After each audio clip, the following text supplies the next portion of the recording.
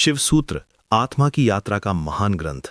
आज हम जानेंगे कि कैसे ओशो रजनीश ने इस प्राचीन ज्ञान को आधुनिक समय के लिए सुलभ बनाया है। ये केवल एक किताब नहीं, बल्कि चेतना के रहस्यों को खोलने की चाबी है। दोस्तों, आज हम एक ऐसी यात्रा पर निकलने वाले हैं जो हमारी पूरी जिंदगी बदल सकती है। शिव सूत्र का इतिहास हजारों साल पुराना है। कश्मीर शैववाद की ये अनमोल धरोहर वासुगुप्त ऋषि को स्वप्न में प्राप्त हुई थी। कहते हैं कि एक रात वासुगुप्त ऋषि गहरे ध्यान में थे जब भगवान शिव ने उन्हें स्वप्न में दर्शन दिए और ये अद्भुत ज्ञान दिया। लेकिन ओशो रजनीश ने इसे एक नया आयाम दिया। उन्होंने कहा था कि शिव सूत्र केवल दर्शन नहीं, बल्कि जीवन जीने की कला है। ओशो के अनुसार ये ग्रंथ हमें सिखाता है कि कैसे हम अपनी सीमाओं से मुक्त होकर असीम चेतना का अनुभव कर सकते हैं। ये कोई थ्योरेटिकल नॉलेज यानी सैद्धांतिक ज्ञान नहीं है, बल्कि प्रैक्टिकल विजडम यानी व्यावहारिक बुद्धिमत्ता है जो हमारे रोजमर्रा के जीवन में काम आती है। पहला सूत्र कहता है, चैतन्यमात्मा यानी चेतना ही आत्मा है। ओशो रजनीश इसे समझाते हुए कहते थे कि हम अपने शरीर, मन या भावनाओं से कहीं ज्यादा हैं। हमारा असली स्वरूप शुद्ध चेतना है। जब हम इसे समझ जाते हैं तो जीवन की सारी समस्याएं अपने आप हल हो जाती हैं। ये कॉन्शियसनेस यानी चेतना का खेल है, जहां हम ऑब्जर्वर यानी दृष्टा बनकर अपने विचारों और भावनाओं को देखते हैं। ओशो कहते थे कि जब आप गुस्से में होते हैं तो गुस्से के साथ एक न हो जाएं, बल्कि देखें कि गुस्सा आया है। ये विटनेसिंग यानी साक्षी भाव ही हमारी मुक्ति का पहला कदम है। दूसरा महत्वपूर्ण सूत्र है ज्ञानम बंधा। ज्ञान ही बंधन है। ये सुनने में अजीब लगता है, क्योंकि हमें लगता है कि ज्ञान तो मुक्ति दिलाता है। लेकिन ओशो कहते थे कि जब हम अपने ज्ञान से चिपक जाते हैं तो वही हमारी जेल बन जाता है। सच्ची मुक्ति तब आती है जब हम अपने सभी कॉन्सेप्ट्स यानी धारणाओं को छोड़ देते हैं और खुले मन से जीवन का अनुभव करते हैं। ओशो रजनीश अक्सर कहते थे कि जो आदमी ये कहता है कि मैं सब जानता हूं, वह सबसे ज्यादा अज्ञानी है, क्योंकि जानने की यात्रा कभी खत्म नहीं होती।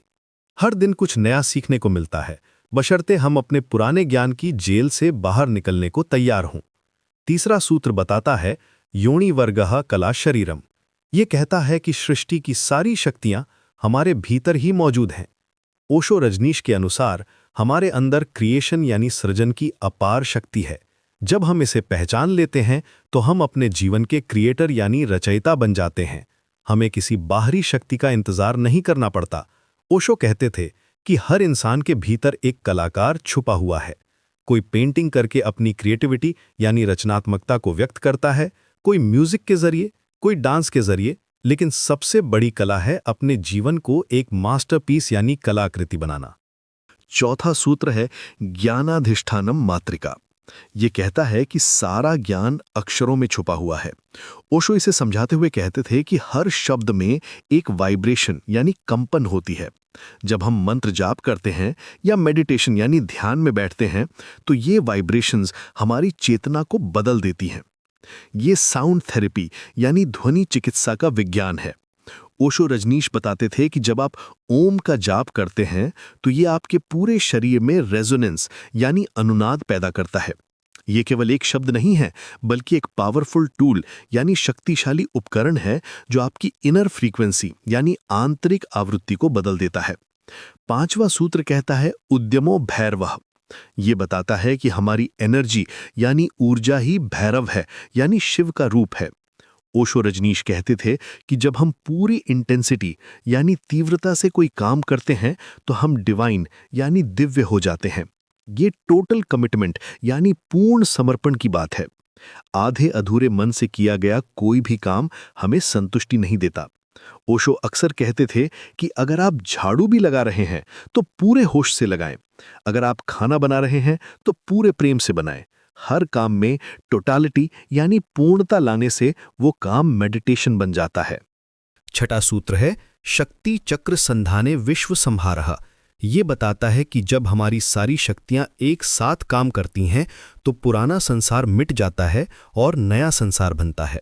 ओशो के अनुसार ये ट्रांसफॉर्मेशन यानी रूपांतरण की प्रक्रिया है। हमें अपने पुराने पैटर्न्स यानी आदतों को तोड़कर नए तरीके से जीना सीखना होता है। ये एक इनर रेवोल्यूशन यानी आंतरिक क्रांति है। ओशो रजनीश कहते थे कि जब आप अपने भीतर की सारी एनर्जीज को एक डायरेक्शन में फोकस करते हैं तो आप अनस्टॉपेबल यानी अजेय बन जाते हैं। ये स्कैटर्ड एनर्जी यानी बिखरी हुई ऊर्जा को कॉन्सेंट्रेटेड पावर यानी केंद्रित शक्ति में बदलने की कला है। 7वां सूत्र कहता है जागृत स्वप्न सुषुप्ति भेदे तुर्य भोग संभवः। ये बताता है कि जागना, सपना देखना और गहरी नींद, इन तीनों अवस्थाओं के अलावा एक चौथी अवस्था भी है। ओशो रजनीश इसे तुरीय यानी तुरीय अवस्था कहते थे। ये प्योर अवेयरनेस यानी शुद्ध जागरूकता की अवस्था है जहां हम सिर्फ साक्षी बनकर रहते हैं। ओशो समझाते थे कि जब आप जाग रहे होते हैं तो भी आप पूरी तरह जागे हुए नहीं होते, आपका मन कहीं और भटक रहा होता है। लेकिन तुरीय स्टेट में आप कंप्लीटली प्रेजेंट यानी पूरी तरह उपस्थित होते हैं।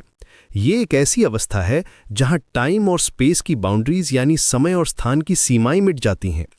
8वां सूत्र है ज्ञानम जागृत। ज्ञान जागृत अवस्था है। ओशो कहते थे कि सच्चा ज्ञान तब आता है जब हम पूरी तरह जाग जाते हैं। ये इंटेलेक्चुअल नॉलेज यानी बौद्धिक ज्ञान से अलग है। ये एक्सपीरियंशियल विजडम यानी अनुभवजन्य बुद्धिमत्ता है जो हमारे पूरे अस्तित्व को बदल देती है। ओशो रजनीश अक्सर कहते थे कि बुक्स पढ़ के आप स्कॉलर यानी विद्वान बन सकते हैं, लेकिन वाइज नहीं। बुद्धिमत्ता तो लाइफ एक्सपीरियंस से आती है जब आप हर मोमेंट को पूरी अवेयरनेस के साथ जीते हैं।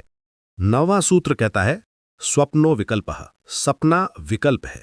ओशो रजनीश के अनुसार हमारे सारे सपने हमारे मन के विकल्प हैं। जब हम इसे समझ जाते हैं तो हम अपने सपनों के मास्टर यानी मालिक बन जाते हैं। हम कॉन्शियस ड्रीमिंग यानी सचेत स्वप्न देखना सीख जाते हैं। ओशो बताते थे कि सपने केवल रात में ही नहीं आते, दिन में भी हम सपने देखते रहते हैं।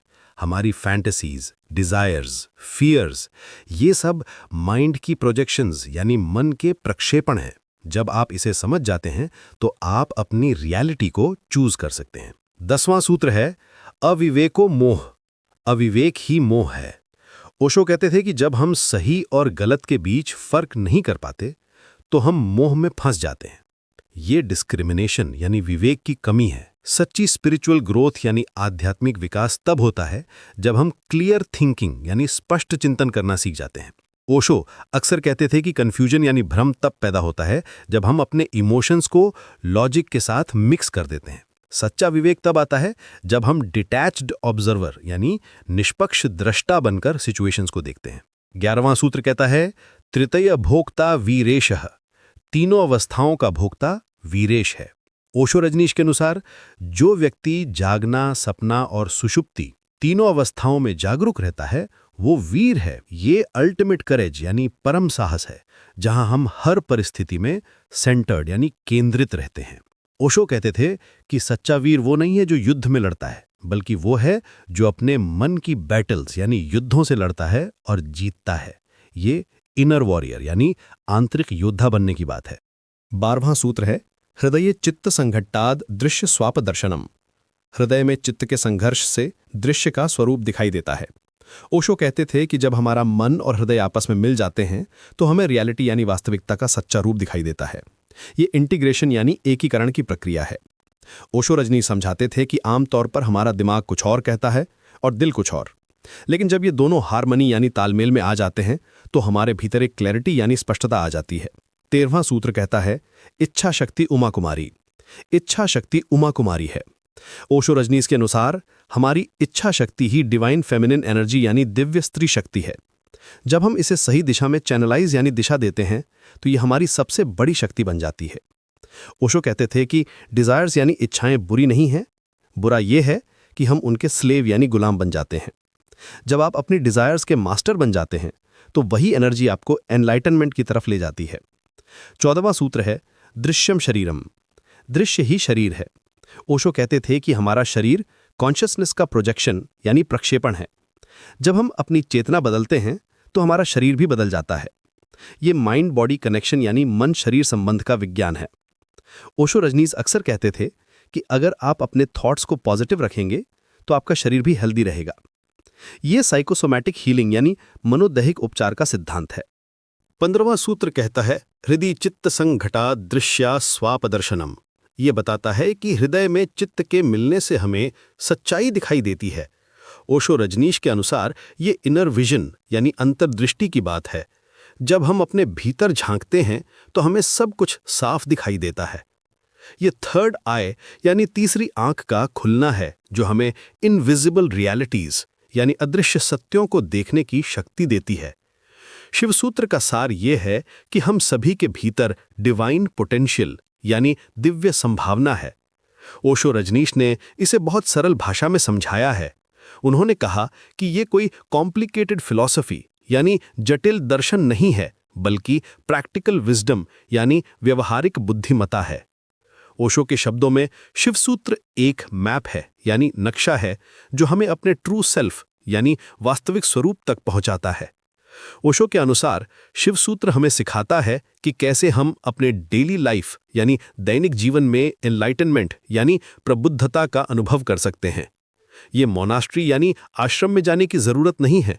हम अपने घर में, अपने काम में, अपने रिश्तों में भी स्पिरिचुअल ग्रोथ यानी आध्यात्मिक विकास कर सकते हैं।